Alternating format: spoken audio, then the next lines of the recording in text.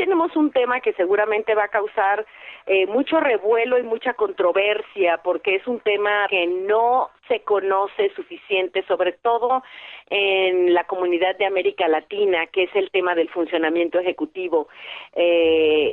Desafortunadamente hay mucho desconocimiento de lo que esto es y del impacto que tienen aquellas personas que tienen algún déficit en esta parte del cerebro. Y es por eso que hoy tengo conmigo al doctor Luis Abad desde España, y si no me equivoco, desde Valencia, que es un psicopedagogo, neuropsicólogo, director del Centro de Desarrollo Cognitivo Red CENIT. Él ya ha estado con nosotros anteriormente y él nos va a hablar de este tema. Vamos a conversar con él para que todos los que tienen, especialmente chicos, diagnosticados ya con trastornos de atención e hiperactividad, con autismo y con otros retos significativos, él nos va a aclarar que existe la posibilidad de que sea el funcionamiento ejecutivo.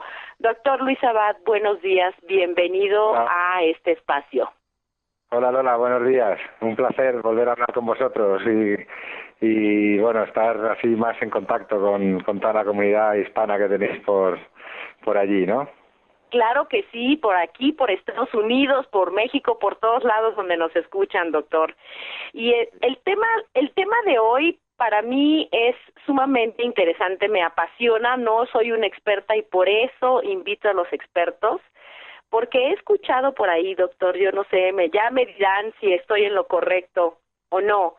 Leí una estadística que me erizó la piel y la Asociación Americana de Psiquiatría dice que el 5% de los niños, y yo aquí voy a hablar de los niños en Estados Unidos porque no tengo las cifras de España, o de Europa o de otros países en América Latina, no hay un conteo tan específico. Dicen que el 5% de los niños en Estados Unidos están diagnosticados con trastornos de atención e hiperactividad, pero el Centro de Control de Enfermedades, de Prevención y Control de Enfermedades, dice que es el 11% de los niños en Estados Unidos entre las edades de 4 y 17 años de edad están diagnosticados con un déficit de atención.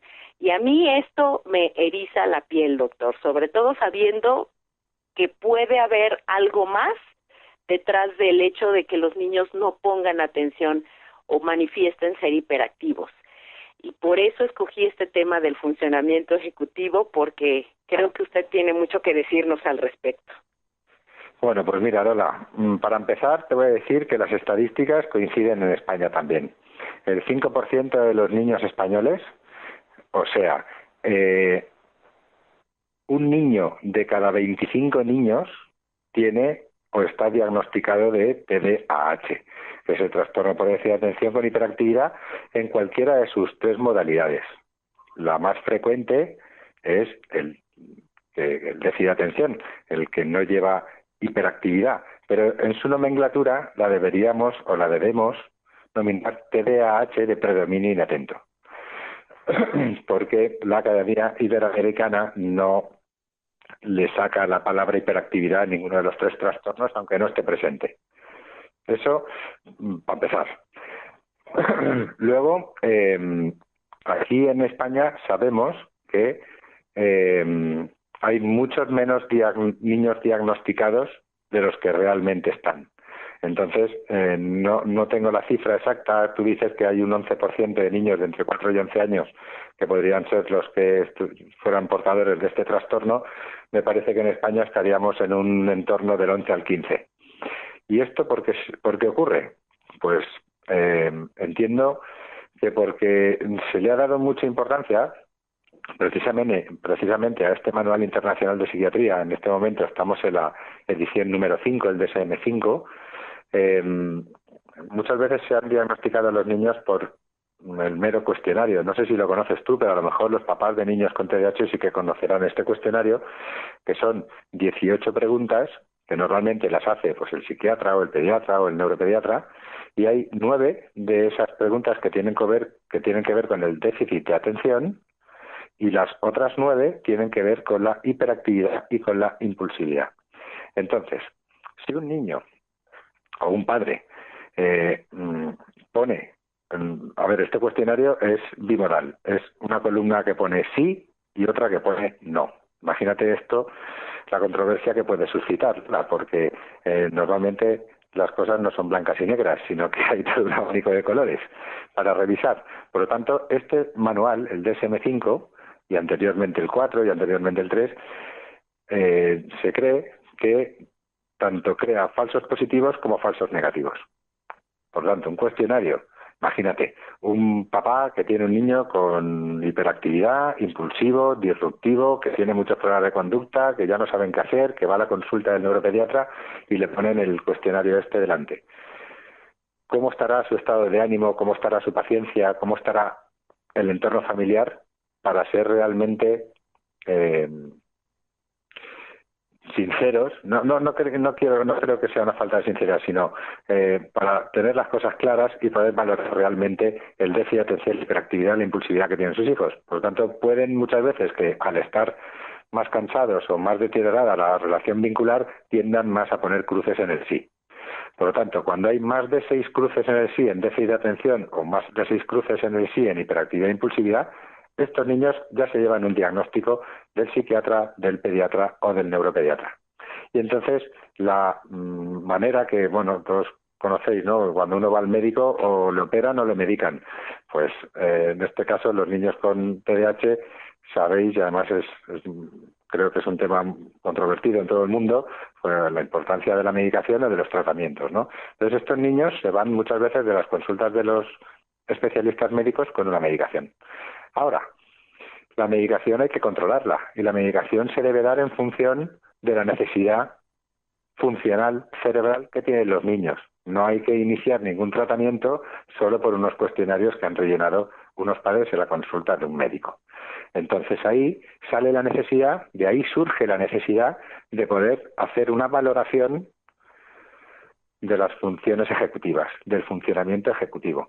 Porque en el propio nombre del trastorno, el TDAH, ahí aparecen solo 2 funciones ejecutivas: el déficit de atención y luego los procesos de control, que son la hiperactividad y la impulsividad. Y para hacer una intervención adecuada en este grupo de niños hay que tener en cuenta muchas más funciones ejecutivas que van a predisponer a que la evolución del niño, en todos los sentidos, sea una o sea otra. Entonces, primero, para empezar, importancia del diagnóstico médico, mucha. Siempre tiene que estar acompañado de un diagnóstico neuropsicológico, de una valoración neuropsicológica de las funciones cerebrales superiores o funciones ejecutivas. Y hay que ir mucho más allá de hacer un diagnóstico solo por la conducta del niño, porque el TDAH se localiza en el lóbulo frontal y ahí es donde hay que ir a mirar. Que para hacer un diagnóstico eficaz sobre el trastorno por déficit de atención con o sin hiperactividad es fundamental que tengamos en cuenta más factores a nivel cerebral, que se haga una buena valoración neuropsicológica de las funciones cerebrales superiores. Y eso es unas valoraciones que hacemos los psicopedagogos, los neuropsicólogos, siempre y cuando estemos especializados en el campo. Entiendo, lo que pasa es que quiero que nos hable un poquito, porque la evaluación es súper importante, pero yo me he topado, por ejemplo, aquí en México, cuando me toca venir a conversar con la gente, cuando les hablo de las funciones ejecutivas, mucha gente desconoce lo que es esto. No saben exactamente a qué nos estamos refiriendo, y es un tema que en realidad necesita dar a conocerse. Y bueno, yo puedo decir aquí en México y en otros países, bueno, si no se sabe qué son las funciones ejecutivas, pues la gente mucho menos sabrá que necesitan ser evaluados. Vale, perfecto. Pues entonces, las funciones ejecutivas, fíjate que en el TDAH, en el nombre del TDAH, aparecen 2 funciones ejecutivas: la atención, y la H es la hiperactividad, que es un proceso de control. Pero el diagnóstico del TDAH debe ir mucho más allá que evaluar solo a nivel neuropsicológico la atención, y hay otras funciones en el lóbulo frontal que van a predisponer a que la evolución y el pronóstico de los niños sea uno u otro. Entonces, la atención, cuando uno habla, primero, antes que nada, ¿qué son las funciones cerebrales superiores? Son capacidades relacionadas con la adquisición, la retención y la manipulación de la información. Y luego las funciones ejecutivas son habilidades cognitivas que permiten la anticipación, y consecución de metas, el diseño de planes y de programas, el inicio de las actividades, la autorregulación personal, emocional y conductual, el control sobre las tareas, la famosa monitorización, la selección de comportamientos y de conductas, la flexibilidad en el trabajo cognitivo, la organización del tiempo y del espacio. Y además estas funciones ejecutivas regulan la actividad cognitiva y emocional y te hacen que te puedas adaptar al entorno. Para resumir en una frase, las funciones ejecutivas son las funciones que ayudan a desarrollar las habilidades para aprender. Wow. En ese sentido, cuando un niño es diagnosticado de déficit de atención, lo que nos están diciendo es que tiene un comportamiento inatento, pasivo, apático, porque su cerebro funciona de una determinada manera. Entonces, a donde tenemos que ir no es a trabajar la conducta en sí, que también, pero después. Primero, tenemos que ver cuál es el nivel de afectación de cada una de las funciones ejecutivas que intervienen en el proceso de aprendizaje y de equilibrio conductual de los niños. Por ejemplo, atención. La atención es un concepto temporal que se mide en tiempo. Actualmente la tecnología ha evolucionado mucho. Actualmente tenemos programas computerizados que nos permiten saber a qué velocidad funciona el cerebro. Somos capaces de saber esa velocidad y la podemos comparar con la normalidad, podremos darnos cuenta que cuanto más lento es un cerebro, menos cantidad de información procesa. Por lo tanto, más grave es el déficit de atención. Creo que intentando cambiar un poco el paradigma de que la atención no es concentración. La concentración es una conducta de atención. Pero realmente la atención es una función que te permite, en el procesamiento de la información, percibir la información e iniciar el análisis de esa información. Qué importante es la atención para cuando uno está estudiando y llegar al examen del día siguiente y haber tenido un buen estudio. Claro. Si no percibes... Y hay diferentes tipos de atención, doctor, ¿correcto? Porque yo por ahí he leído sobre la atención selectiva, la atención sostenida, la atención dividida, la atención conjunta. Pues mira, hay que estén publicados, hay 9 subtipos de atención distintos. Entonces, el doctor Etxepare Borda, que es un neuropediatra argentino, en la revista de Neurología, publicó hace unos años, ahora por lo menos 15 años, estos 9 subtipos. Entonces, cada atención aporta una parte al procesamiento de la información. Realmente no tenemos baterías neuropsicológicas para medir según cuáles, ¿no? Pero las básicas son, en primer lugar, el sistema preatencional, que es la percepción, que es el que te permite recibir la información, por lo tanto, coincide con el input sensorial. En segundo lugar, tenemos la atención sostenida y la atención selectiva. Estas son las 3 sistemas atencionales o mecanismos atencionales básicos. La atención sostenida sería la capacidad que tenemos para procesar cantidades de información en un tiempo determinado, independientemente de si la tarea es monótona o no es monótona, o sea, si nos interesa o no nos interesa. Y luego, por otro lado, está la atención selectiva, que es la capacidad que tenemos para discriminar entre lo que es importante y lo que no, entre lo que es principal o secundario, en lo que te aporta o no te aporta. Cuando uno lee un texto, por ejemplo, todo lo que te explica el texto no es importante, tú te quedarás con unas ideas principales.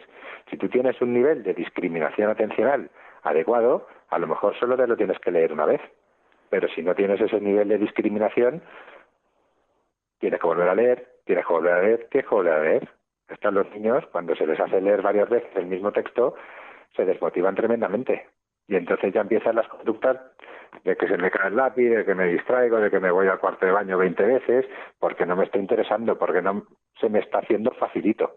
Entonces me desmotivo. Claro, e inclusive como adultos, doctor, o sea, personas que claro. Estamos leyendo un texto y no lo entendemos, y lo vuelves a leer y no lo entiendes, y finalmente dejas de leer, se convierte en una actividad que realmente no disfrutas, porque no hay esa retención de información y no hay ese entendimiento de lo que estamos leyendo. Claro. Bueno, luego iremos un poquito sobre las consecuencias que tiene tener un mal funcionamiento ejecutivo sobre el aprendizaje, sobre la conducta y sobre la regulación emocional. Pero para que los chicos estén bien diagnosticados, Por ejemplo, utilizamos mucho el Continuous Performance Test. Es un test que se llama CPT, que se usa absolutamente en todo el mundo y en Estados Unidos se usa porque yo lo he comprado de allí. O sea que en todo el mundo tenemos buenas herramientas. Es un test que, desde mi punto de vista, es fundamental. Para cualquier niño o adulto que esté diagnosticado de TDAH, este test lo pueden hacer, porque entonces sabes cuánto te queda para llegar a la normalidad. Porque al final lo que queremos es que el cerebro funcione sin apoyos psicopedagógicos y neuropsicológicos o bien apoyos farmacológicos. Eso entiendo que al principio uno debe dotar de equilibrio químico a un cerebro que funcionalmente no está equilibrado. Pues yo no estoy en contra de la medicación, siempre y cuando sea una medicación que esté dada en base a importante y que se pueda revisar de vez en cuando. Pero se tiene que apoyar todo el diagnóstico y toda la intervención neuropsicológica y farmacológica en unas pruebas clínicas, que son estas, entre otras el CPT, entre otras un programa que se usa para evaluar la flexibilidad cognitiva, que se llama Wisconsin, que también es un programa americano. Y entonces hay mucha disponibilidad de baterías neuropsicológicas muy amplias que van a poder valorar los síndromes funcionales que presentan los niños con TDAH. Y ahora que ya he dicho lo de la palabra síndromes, claro, a mí me gustaría tener una pizarrita para poderos hacer un dibujo de un cerebro. Claro. Transversalmente, si lo cortásemos transversalmente y viésemos cómo cae una lonchita lateral, pues veríamos que en el medio del cerebro, en el lóbulo frontal, hay una zona que se llama cíngulo a nivel medial, que ahí es donde se localiza la atención. Hay otra zona que cae más o menos por encima de los ojos, que se llama órbito frontal, que es donde estarían los procesos de control. Ahí es donde está localizado el control de espera, el control de impulsos o el control de interferencia. Ahora os explicaré qué es cada cosa. Y luego a nivel dorso lateral, un poquito en el lóbulo frontal pero de ladito, ahí es donde hay otras funciones ejecutivas como la flexibilidad cognitiva, la memoria de trabajo o la planificación. Si somos capaces de hacer una batería así de amplia que nos muestre el funcionamiento de todas estas funciones ejecutivas, la intervención que vamos a hacer sobre nuestros niños va a ser mucho más eficaz. Entonces vamos a conseguir a medio y largo plazo que los niños no estén tomando medicación hasta la edad adulta. Y eso es uno de los objetivos, creo, que para todo terapeuta. Tratar de quitar las ayudas para que una persona sea autónoma y tome el control de su vida, de su aprendizaje, de su conducta y de su desarrollo emocional. Perdón. Por supuesto. Así es que, dime, Lola. No, sí, lo que pasa es que ahorita está tocando un tema que yo sé que no nos vamos a adentrar, que es esta parte del medicamento, pero ¿cuál es en sí la función del medicamento mientras se trabaja terapéuticamente? Porque ahorita usted nos acaba de decir que tiene que haber más intervenciones que solamente la farmacológica, y hay un sinfín de niños que la única ayuda que reciben es la farmacológica. Pero ¿cuál es en sí la función del medicamento en los niños? ¿En qué le ayuda realmente a un niño recibir el medicamento si no está recibiendo ningún otro tipo de intervención? Pues si no recibe ningún otro tipo de intervención, es fundamental el medicamento. Y te voy a decir por qué. Estas áreas cerebrales que yo sigo comentando, el cíngulo, las áreas dorsolaterales o las áreas orbitrofrontales, funcionan mal porque las estructuras más pequeñitas a las que podemos llegar, que son las neuronas, están mal alimentadas, por decirlo de una manera comprensible, ¿no? Claro. ¿Y quién las alimenta, las neuronas? Pues el proceso de alimentación de las neuronas se llama sinapsis, que lo conocerán todo el mundo, que es cuando los neurotransmisores cogen las proteínas que necesitan las neuronas y las introduce en las neuronas. Uh-huh. ¿Por qué se le da a un niño una medicación? No para que apruebe el curso, sino para que sus neurotransmisores maduren y aporten realmente las proteínas, recapten las proteínas que estas neuronas necesitan para funcionar bien. Entonces, mientras está estimulado químicamente, esas áreas funcionan un poquito mejor, ¿vale? Claro. Pero la medicación nunca jamás va a suponer un cambio, sino que es una estimulación farmacológica. Si esa, a ver, la Academia de Psiquiatría Americana y el MTA, los estudios del MTA americanos y europeos también recomiendan siempre como tratamiento más eficaz un tratamiento combinado, una estimulación química para equilibrar el fallo en neurotransmisores y una intervención psicopedagógica o neuropsicológica que entrene las funciones ejecutivas para que al fin y al cabo el niño desarrolle un funcionamiento adecuado y pueda dejar de depender del fármaco. Claro, que ese es el objetivo, que llegue el objetivo final es quitar todas las ayudas, Lola, las farmacológicas y las psicopedagógicas. Aquí en Valencia el tratamiento de rehabilitación en funciones ejecutivas viene a durar entre 1 año y medio y 2 años. Y yo hay niños que empezamos la terapia y a los 2 años les damos el alta a nivel neuropsicológico. Luego ya viene el neuropediatra, que ese es otro tema en el que tampoco vamos a entrar. Pero cuando un cerebro funciona bien, y yo lo puedo medir porque hacemos revisiones cada 6 meses, yo no tengo ningún argumento para decirle a los papás, ustedes tienen que venir a mi consulta que yo siga trabajando en las funciones ejecutivas. Entonces yo, para llegar a ese punto, siempre tengo en cuenta, por supuesto, el colegio y por supuesto la familia. Y trabajamos con el niño a nivel cognitivo, porque es el que tiene el TDAH en su lóbulo frontal, con orientaciones específicas para el colegio y con orientaciones específicas a la familia. Y los acribillamos a cuestionarios cada 6 meses y tenemos reuniones en los colegios y tenemos reuniones con las familias. Y eso es lo que te va dando el input de que este niño va mejorando, que el entrenamiento que tú haces en la clínica se va generalizando, que esa es la mayor dificultad de cualquier terapia, es la generalización. Entonces, hasta que tú al niño no lo ves que puede ir solo soltándote la mano, no lo sueltas. Ahora, cuando le sueltas ya la mano, quiere decir que ya no tiene que venir a hacer un entrenamiento. Y por la misma regla de 3, cuando en casa hay orden, bueno, el niño tiene unas rutinas, las asume, no da excesivos problemas de conducta, al final todos son niños y pues por un sitio te salen, ¿no? O a nivel emocional es un niño que está regulado y el colegio te dice que no tiene dificultades de aprendizaje, que es un niño abierto y que se relaciona mejor que antes. Entonces, a este niño hay que empezar a bajarle la dosis del fármaco porque está compensando un control de su vida a nivel funcional que antes no podía hacer. Entonces, esa es la finalidad de todo. Claro. El niño al final vaya solo. Claro. Y antes de que yo le hiciera esta pregunta, nos estaba diciendo, bueno, y yo les voy a mencionar cuál es la consecuencia que haya una deficiencia en el funcionamiento ejecutivo. Y ahora sí vamos a retomar esa parte que nos estaba explicando, en donde me dijo, yo te voy a explicar cuáles son esas consecuencias de que no funcione un sistema ejecutivo adecuadamente, cómo se manifiesta en chicos, por ejemplo, con atención a hiperactividad, e incluso en los chicos con autismo, que también es un... Sí. Ahora luego quiero estar en el tema del autismo, porque tampoco se ha tenido muchas veces en cuenta el funcionamiento ejecutivo y se han trabajado siempre con modelos de intervención de imágenes o con modelos de intervención de conducta, el ABA famoso y todo esto. Pero siempre hay que tener en cuenta en los niños con autismo, tú lo sabes muy bien, tanto el desarrollo sensorial como el desarrollo funcional. Pero bueno, luego vamos ahí. Pero respecto a los niños con TDAH,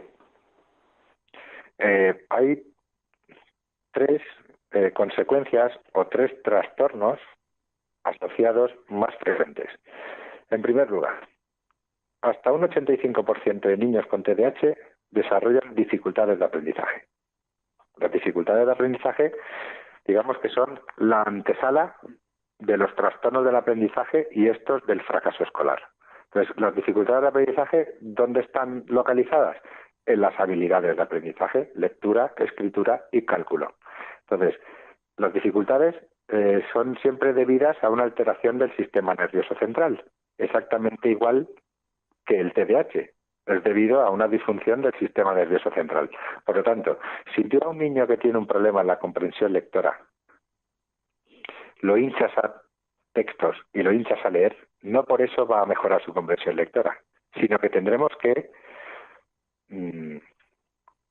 digamos que, deshilar en qué se fundamenta la comprensión lectora. Principalmente, la lectura se fundamenta en la velocidad y en la precisión. La velocidad, si tienes un déficit de atención, tu cerebro es lento, per se. entonces ya es complicado que tú puedas desarrollar un buen nivel de comprensión lectora. Por lo tanto, una cosa importantísima es trabajar sobre la fluencia de lectura, que es el tiempo que pasa desde que leo una palabra hasta que mi cerebro la conceptualiza y la entiende. En segundo lugar, la atención selectiva, la que hemos comentado antes. Si no tienes un buen nivel de atención selectiva, no puedes seleccionar qué es o cuál es la información relevante que te está intentando decir este texto. Por lo tanto, vas a insistir con la lectura y persistir en la lectura hasta que te desmotives y cierres el libro o cambies de actividad. Y en tercer lugar, hay una función ejecutiva que es básica en todo esto, que es la memoria de trabajo. Es la memoria que utilizamos para comprender a través de un proceso de inferencia. ¿Y qué es la inferencia? Pues es poner en relación lo nuevo, en este caso vamos a poner el ejemplo de la lectura, lo nuevo de lo que estás leyendo con lo que tú tienes almacenado en tu inteligencia cristalizada. Entonces, cuando eres capaz de hacer esa relación, entonces comprendes lo que lees. Si no tienes bien madura o bien entrenada la memoria de trabajo, pues seguramente va a ser muy frustrante que trabajemos sobre la comprensión lectora. Y eso en la lectura. En la narrativa, cuando un niño tiene que escribir, ocurre lo mismo. ¿Cuántos niños con TDAH se expresan mucho mejor a nivel oral que escrito? Pues yo diría que el 90%. Pero tú vas a un colegio a decirle a los profesores que hagan un examen oral y no tienen disponibilidad, no tienen tiempo, son muchos niños. Claro. Entonces tenemos que conseguir que el niño con TDAH desarrolle unas estructuras gramaticales y una red semántica y una síntesis del lenguaje óptima al nivel de exigencia que tengan. ¿Y cómo trabajamos eso? Pues trabajando también sobre las funciones ejecutivas, sobre el aumento y enriquecimiento del vocabulario, pero siempre como base el funcionamiento del cerebro. Si el cerebro tiene un funcionamiento óptimo, cualquier aprendizaje, cualquiera, va a ser mucho más sencillo y va a ser mucho más motivante porque van a llegar a término mucho antes. Y luego en el cálculo y en la resolución de problemas.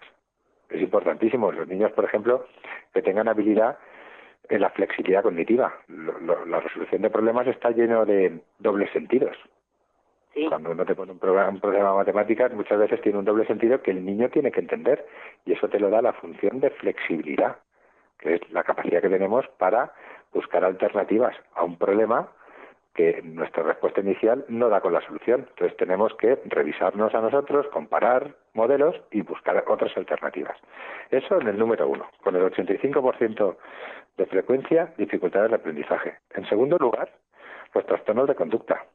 Los trastornos negativistas desafiantes, que suelen ser los iniciales, que luego cuando no se trabajan y no se solucionan, evolucionan a un trastorno disocial, que esto ya se da en adolescentes y en adultos. Claro. ¿Cuánta tendencia hay en adolescentes y en adultos a tener trastornos disociales? Pues, no sé, por poner algún ejemplo, o para delinquir, o para acceder a las drogas, al no saber decir que no, al precipitarme y decir... No sé si me explico. Sí, tomar decisiones impulsivas, ¿no? También. Sí, exactamente. Los trastornos negativistas desafiantes, niños complicados, niños que continuamente te dicen que no, que te plantan cara, que se te ponen chulos, incluso algunos a edades muy tempranas, con 6, 7, 8 años, ya te levantan la mano. Claro. Y esto hay que tratarlo desde el minuto cero.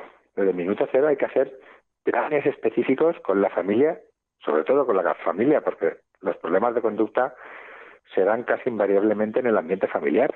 Aunque sí, cuando ya están muy consolidados, pues también se pueden dar en el colegio, pero esto requiere un tratamiento de modificación de conducta, desarrollar programas específicos de modificación de conducta con los padres, que no es otra cosa que analizar cuáles son las situaciones que en casa al niño le llevan a perder los nervios y a estar siempre con esta actitud, y tratar de darle a los padres alternativas a la hora de manejar las consecuencias positivas y negativas que tienen estos problemas, ¿no? Doctor, y déjeme le pregunto algo antes de que continúe. Aquí viene, por supuesto, todo esto llamado sentido común. Estos chicos que a veces parece que carecieran de sentido común, de tomar decisiones, bueno, que no vas a gritar mientras la profesora está hablando, porque bueno, es el sentido común. Nadie grita cuando la profesora está hablando, por decir. ¿El sentido común de alguna manera está afectado también? Totalmente. El sentido común quiere decir que tú tienes control sobre tu funcionamiento y sobre tu conducta. Cuando tienes alteradas las funciones ejecutivas, lo que realmente no puedes hacer bien es un buen procesamiento de la información. Un niño que en una clase se pone a chillar, inmediatamente el profesor le hace una corrección de su conducta. Manolito, esto aquí en clase sabes que no se hace. Y al día siguiente llega Manolito y lo vuelve a hacer.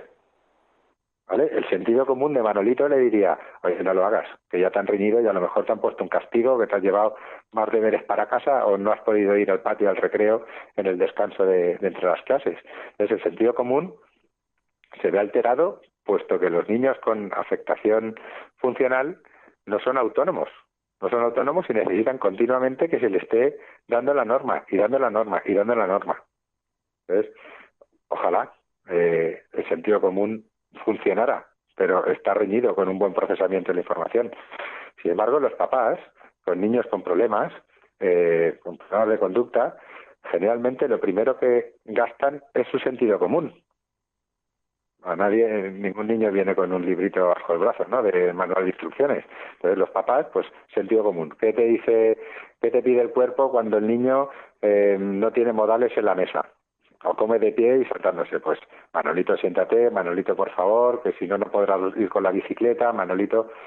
Y cuando continuamente el sentido común está fracasando, lo que hay que hacer es intervenir sobre el lóbulo frontal del niño y a los padres darles herramientas para que tengan más alternativas conductuales, tanto a nivel positivo como negativo, con las consecuencias. Entonces, pues mira, el sentido común muchas veces no está. No está. Y definitivamente tendríamos que dedicar varios programas para que nos dieran herramientas a los padres, porque mucha gente estará escuchándolo, doctor, y dirán, ¿quién me puede ayudar con mi hijo? ¿Cómo le hago? O sea, ¿cómo yo en casa puedo ayudar al niño? Pero tendríamos que dedicar un programa completo para tener algunas de esas herramientas y seguramente que lo haremos. Vale, encantado. Ya sabes que conmigo puedes contar siempre que me necesites. Me encanta, y con toda la gente de Red Zenit, que ya hemos tenido varios especialistas aquí con nosotros. Ese es comercial, porque vamos a regresar al tema, doctor, porque se nos va a acabar el tiempo y todavía sé que tiene mucha información para nosotros.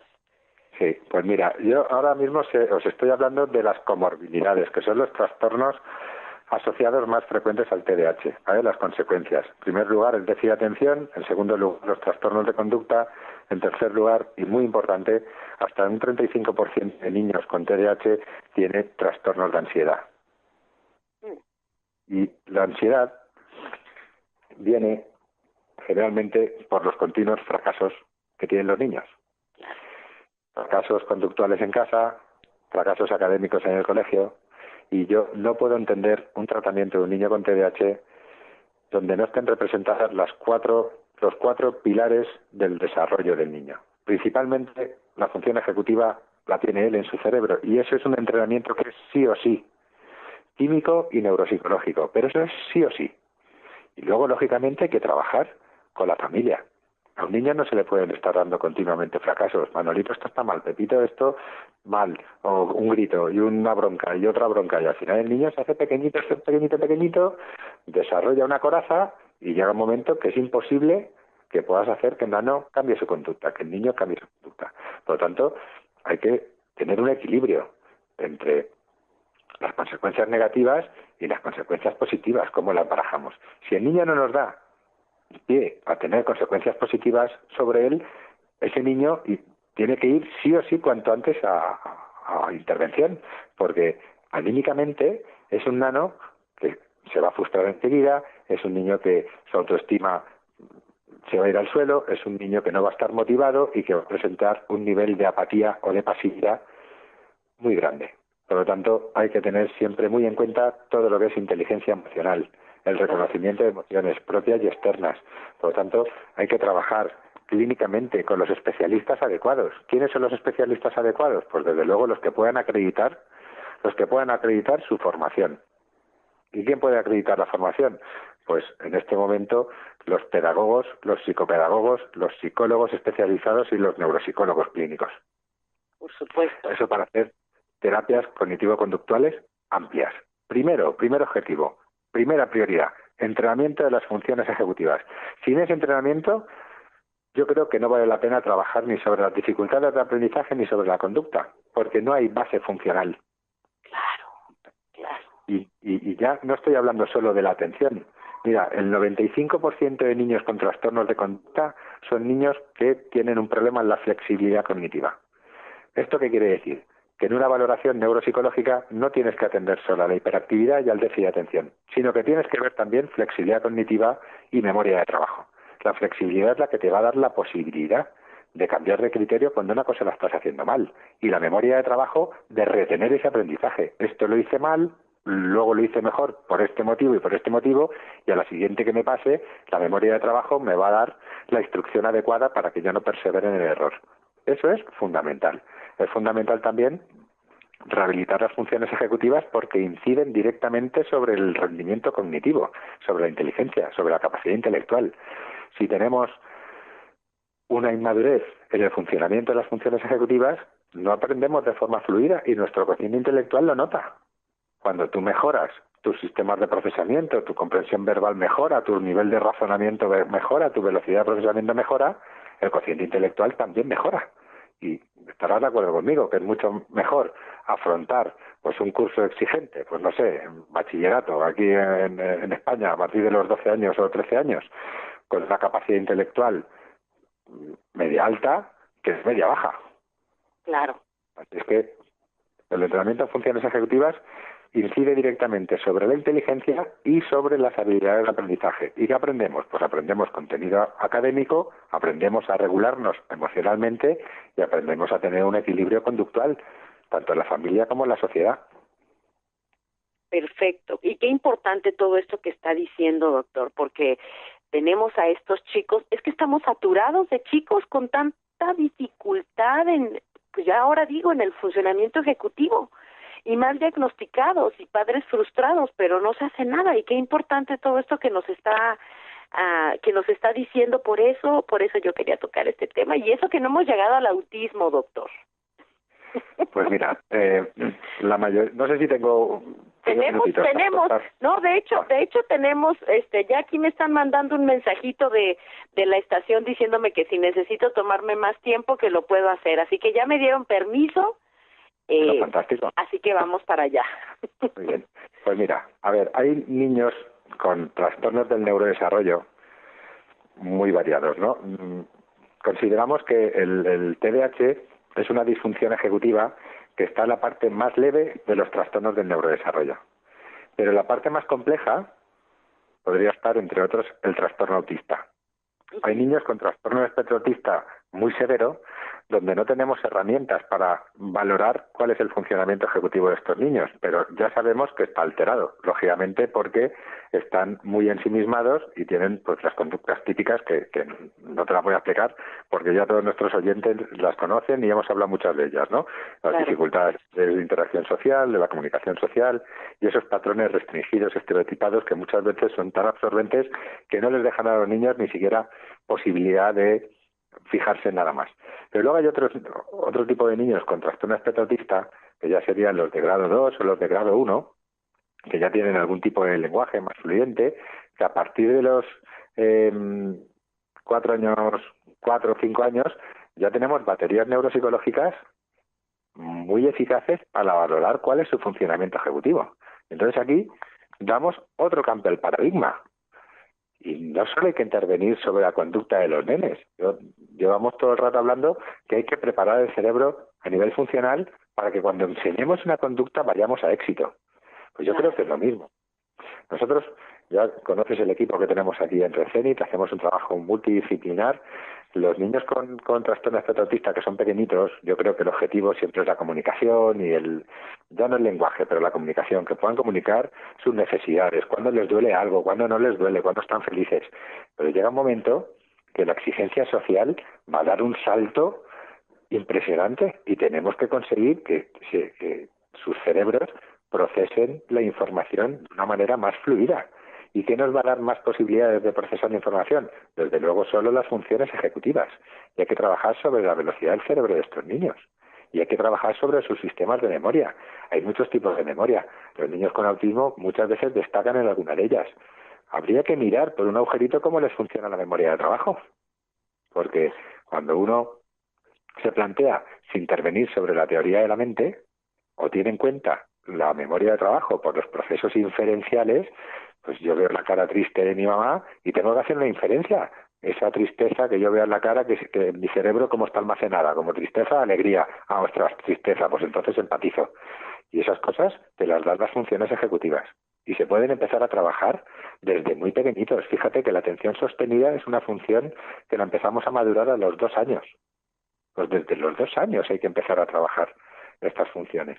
Y los papás, ¿cómo pueden trabajar las funciones ejecutivas en casa? Pues a través del juego. El juego es maravilloso. El juego, el tirarse al suelo con tu hijo, el sacar materiales, pelotas, yo que sé, o ya vamos a los macarrones, o a juntar macarrones, o a hacer ejercicios de velocidad, y esto desde bien pequeñitos, o a cantar canciones y hacer alguna coreografía que nos imite. La imitación también depende mucho de la función ejecutiva. Ahora, en el Manual Internacional de SM5 han permitido por fin diagnosticar a la vez el TEA y el TDAH. Yo lo llevo haciendo en Valencia 20 años y me llamaban, vamos, ¿pero cómo? ¿Que además de un TEA tiene un TDAH? Pues claro, porque el TDAH es una disfunción ejecutiva. Y ahora por fin la Academia de Psiquiatría Americana nos valida todas las ideas que íbamos teniendo. ¿Cómo no va a haber una disfunción ejecutiva en cualquiera de los trastornos del neurodesarrollo? Ya no solo en el TEA, en el trastorno específico del lenguaje, en el síndrome de Asperger, en el trastorno semántico pragmático, absolutamente en todos. Y si no trabajamos, igual que el otro día cuando hablabas con María Tudela, daba la importancia del desarrollo y de la integración sensorial. Es fundamental que tú tengas un equilibrio sensorial, pero pasada esa barrera, tienes que irte al funcionamiento ejecutivo, porque sin procesamiento sensorial no hay procesamiento de la información, y sin funcionamiento ejecutivo no hay procesamiento de la información. Entonces, para poder desarrollar o para poder minimizar cómo afectan estos trastornos a la conducta de los niños, tenemos que dar pasos, pero tienen que ser pasos muy sólidos. Primer paso sólido, hicimos el escalón del procesamiento sensorial. Ya lo tenemos sólido, ya el niño no es ni hiper ni hipo sensible a ninguna cosa sensorial. Venga, siguiente paso, ¿cuál es? El funcionamiento. Vale, vamos a hacer un buen análisis del funcionamiento ejecutivo de los niños. Ahora vamos a trabajar en programas de entrenamiento de la atención, de la memoria, de los procesos de control, de la flexibilidad cognitiva, de la planificación, y cuando eso lo tenemos entrenado es cuando nos podemos meter a trabajar sobre las dificultades de aprendizaje, sobre la lectura, sobre la conducta y a nivel emocional. Y si no, es muy frustrante muchas veces la intervención. Y esto hablando de que haya una intervención, que no solo sea el fármaco, porque el fármaco todo esto no lo soluciona. El fármaco estimula el lóbulo frontal solo durante el tiempo que la medicación está vigente. Claro. Cuando se te acaba, y ahí sabes que hay medicaciones que tienen distintas curvas, ninguna llega más allá de las 6 de la tarde, y cuando se acaba el efecto del fármaco, ¿qué ocurre? Pues que das 10 pasos para atrás y le encuentras al niño pues con sus problemas de rigidez, con sus problemas de atención, con su apatía. Entonces hay que hacer las dos cosas. Con los niños con TDAH, con TEA a partir de cierta edad. Yo no soy partidario de dar medicaciones a niños pequeñitos, pero a partir de los 6 años que la exigencia académica y social crece, una buena valoración neuropsicológica con un especialista médico que esté bien preparado, que no lo están todos, entonces va a dar mucho más eficacia al tratamiento. Esto no es cuestión de cambiar de fármaco cada 2x3, como lo hemos visto durante muchos años, sino acertar cuál es el esquema funcional y cuál es el deterioro funcional que tienen los niños a nivel cerebral del lóbulo frontal y elegir el fármaco que mejor le vaya para sus características. Y si me permites que me meta un poquito, porque a lo mejor los oyentes... No, claro que sí. Yo creo que un tema muy importante es este tema de los fármacos, porque hoy por hoy, doctor, yo me atrevo a decir, hay niños dopados, no medicados, dopados. Claro, porque mira, la regla de 3 que siguen muchas veces los médicos es, te voy a dar 1 miligramo por kilo. Entonces, pues un chaval que pesa 30 kilos, ya sabes, 30 miligramos. Un chaval que pesa 70 miligramos. Sin tener en cuenta realmente cuál es la necesidad de equilibrio químico que tiene este cerebro, porque no se le ha hecho una valoración funcional. Entonces ahí sabes cuál es la gravedad y ahí sabes hasta dónde tienes que llevar al niño. Y desde luego los tratamientos neuropsicológicos lo que van a hacer es tratar de reducir la carga de intervención que se tiene sobre los niños, tanto en horas de intervención neuropsicológica como en dosis de fármaco. Entonces, cuando un niño parece un zombi, un niño con TDAH parece un zombi, esa no es la idea de la medicación. Una medicación debe mantener en equilibrio el cerebro para que el cerebro esté en activo y no esté en pasivo. Estar en pasivo no nos sirve. Queremos que esté en activo. Entonces, en ese sentido, hay dos tipos de medicación. Seguramente a lo mejor hay algún médico que me está oyendo y dirá, bueno... No, eso está perfecto, doctor. Yo como madre de familia se lo digo, y además como asesora de muchas familias, yo sé que el tema del medicamento es muy, muy importante y hay muy poca información para allá afuera que los padres puedan entender. Bueno, pues voy a poner mi granita de arena, Lola, si me permites. Vamos, entonces, claro que sí. Hay dos tipos de fármaco. Uno es psicoestimulante y otro es no psicoestimulante. ¿Vale? La elección de uno y otro va a depender de la valoración neuropsicológica. Entonces, los psicoestimulantes, el compuesto químico es el metilfenidato, normalmente actúan sobre dos áreas. Las áreas mediales, es que me encantaría que tuvieras el dibujito, que yo sí que lo tengo aquí delante. A mí también me encantaría, pero bueno, nos lo vamos a tener que imaginar y usar nuestras funciones ejecutivas. Pues mira, el metilfenidato generalmente se le da a los niños que tienen trastorno por déficit de atención y actúa directamente sobre áreas atencionales, sobre el cíngulo. También tiene un efecto un poquito menor sobre las áreas orbitrofrontales, sobre lo que son los procesos de control. Lo que pasa es que cuando hay un niño que está muy descontrolado, siempre al psicoestimulante suelen sumarle algún antipsicótico, o la risperidona o otro tipo de cosas, para tener al niño equilibrado en esas dos áreas. Quizá haya muchos de nuestros oyentes que sus hijos tengan déficit de atención, que no sea combinado, pero que nadie les haya mirado cómo de rígido es su cerebro, y sean niños que además tengan trastornos de conducta. El no psicoestimulante, estamos hablando de un compuesto que se llama atomoxetina, y ahora acaba de salir al mercado aquí en España uno que en Estados Unidos lo tenéis hace mucho tiempo, que es la guanfacina, que se le da precisamente a los niños que tienen un alto nivel de rigidez y con problemas importantes en la memoria de trabajo, aun teniendo un déficit de atención.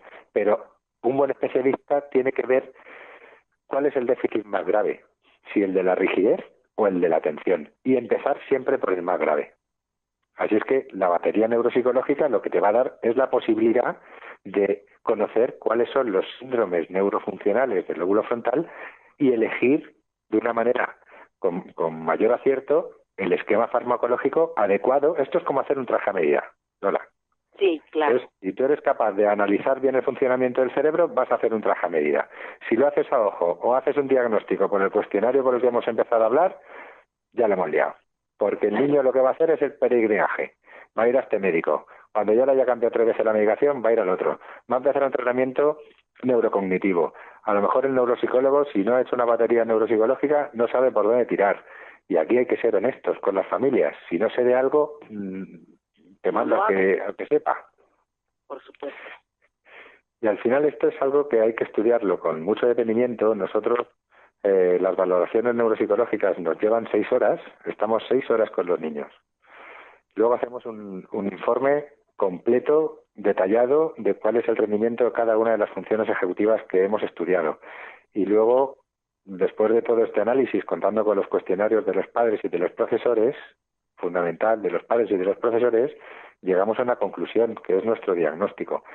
Y de esta manera, además, generamos una línea de intervención. Yo sé cómo tengo que exigir a un niño, porque yo he medido la velocidad de su cerebro, y yo nunca voy a exponer a un niño a algo que de antemano sé que no va a hacerlo bien. Entonces no voy a jugar a la frustración con el nene. Voy a llevándole al nivel de entrenamiento de lo más sencillo a lo más complejo. Y voy a ir aumentando el tiempo de las pruebas. De poquito tiempo, porque tengo un déficit de atención, a mucho tiempo. Y esto no se hace de la noche a la mañana. Por eso te decía que los tratamientos vienen a durar 1 año y medio, 2 años. Y al final, eso es lo que le va a dar la posibilidad al facultativo, al médico, con los distintos controles que le vamos a ir haciendo a lo largo de estos 2 años, de ir viendo cuál es la funcionalidad predominante en el cerebro. Igual que a mí, yo modifico mi intervención cuando veo que unas áreas las tengo mejor, el médico debe hacer lo mismo. No tiene que decir, bueno, pues los laboratorios dicen que el mejor fármaco es un psicoestimulante, pues bueno, a cualquier niño que tenga TDAH le voy a dar esta marca. Claro. Pues dale. No, esto no es así. Claro. Esto requiere un estudio en profundidad, porque estamos hablando principalmente de niños. Y luego de un trastorno que te altera la vida, bien porque no aprendes, bien porque no te regulas conductualmente o bien porque sufres a nivel emocional y todas las consecuencias que tiene sobre el entorno. Entonces no sirve una consulta de 10 minutos de médico, ni sirve una consulta de 20 minutos, ni sirve rellenar un cuestionario de conducta. Sirve hacer un estudio neuropsicológico donde te dejen bien claro cuál es la funcionalidad y luego rodearte claramente de un equipo profesional y que sepa sacar a estos niños adelante. Por supuesto, y ahorita con este último comentario que nos está diciendo sobre el diagnóstico, yo me pongo a pensar, y aquí solamente estamos hablando de una parte, por ejemplo en el caso del autismo, que es muy complejo y que conlleva muchas áreas, y nada más estamos hablando de una evaluación para evaluar una parte, pero en el autismo, por ejemplo, las evaluaciones o las valoraciones incluyen más áreas que solamente la que nos está explicando ahora, o son evaluaciones más largas, o cuál es la recomendación para una valoración de un chico con autismo, o bueno, dentro del espectro. Pues mira, para hacer un diagnóstico inicial, desde luego, nosotros aquí en España, nosotros en Valencia, estamos utilizando baterías de diagnóstico que han nacido en Atlanta, ahí, al lado de vuestra casita. Ahí a la las ha desarrollado en el Marcus Center Hospital el equipo del doctor Annie Klein y Catherine Lord, que es la creadora de los materiales AIR Yados, es la persona con la cual yo me formé. Y creo que esos son 2 pruebas que son cruciales hacer para conocer bien el diagnóstico de si tiene TEA o no tiene TEA, ¿no? Un niño. Y a partir de esas 2 pruebas hay que añadir muchas más dependiendo de la edad de los niños, ¿no? Entonces, escalas de desarrollo es fundamental conocer qué diferencia hay a nivel madurativo entre la edad cronológica y la edad real, porque eso es lo que te va a dar pie a en tu programa de intervención poner una exigencia u otra. Luego es importante valorar el lenguaje, siempre y cuando el niño lo tenga. Pero el lenguaje, ¿qué es? ¿Habla o no habla? No. Pues hay una parte que es fonológica y hay una parte que es de contenido y hay una parte que es de uso, de pragmática. Eso hay que evaluarlo en la medida que se pueda. ¿Por qué? Porque va a hacer que nuestra intervención sea todavía más eficaz. Es importante saber el rendimiento intelectual de los niños. Hay niños que no se les puede pasar un test de Wechsler de inteligencia. Pues bueno, hay otras alternativas que son no verbales. Pero es importante tener en cuenta siempre el funcionamiento intelectual.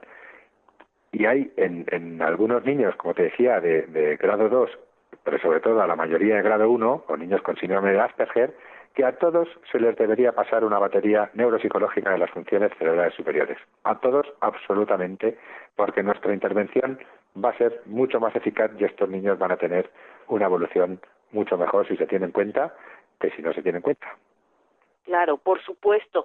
Doctor, qué importante, porque además esto me lleva a pensar que es muy importante otro programa en el que hablemos también de las diferencias del Asperger y el autismo, que es una constante, una pregunta constante que no se la voy a hacer ahorita, porque ahora sí ya se nos está acabando el tiempo. Pero, doctor Luis Abad, quiero agradecerle por estar aquí con nosotros, por compartir todo este conocimiento con nuestros radioescuchas, porque yo a veces le digo a la gente, mira, escuchen las entrevistas, porque no van a tener que esperar a que todos estos especialistas vayan a su país a dar una conferencia. Mejor escúchenlos aquí, porque esto es información que estoy segura que muchos padres se quedarán con la boca abierta después de escuchar todo lo que hay detrás de un mal comportamiento. A la larga, nosotros solamente como padres de familia vemos un berrinche, vemos un niño impulsivo, un niño que no puede parar de hablar, que no puede parar de correr, pero todo se lo añadimos a mal comportamiento. Es un niño mal portado, es un niño berrinchudo, y pueden ser las funciones ejecutivas las que estén por ahí dando un poco de problema. Muchísimas gracias por estar con nosotros, doctor Luis Abad. Yo quiero invitar a los radioescuchas a que lo sigan en la página de Red Cenit, y ahorita la voy a colocar en mis redes sociales porque ellos siempre están colocando publicaciones de mucho interés para los padres de familia con diversos temas, dando opiniones, dando consejos. Red Cenit con C-E-N-I-T, Red Cenit, síganlos por las redes sociales. Muchísimas gracias, doctor Abad. Muchas gracias a ustedes y que pasen buen día. Gracias, y lo vamos a tener de regreso muy pronto, ya por ahí nos contactamos. Encantado, Lola. Un abrazo fuerte para todos. Gracias a todos nuestros radioescuchas. Sé que se llevan información muy valiosa el día de hoy con todas las aportaciones del doctor Abad. Los esperamos el próximo lunes en su programa Un Reencuentro con los Niños. Esta es Lola Hernández y que pasen una excelente semana.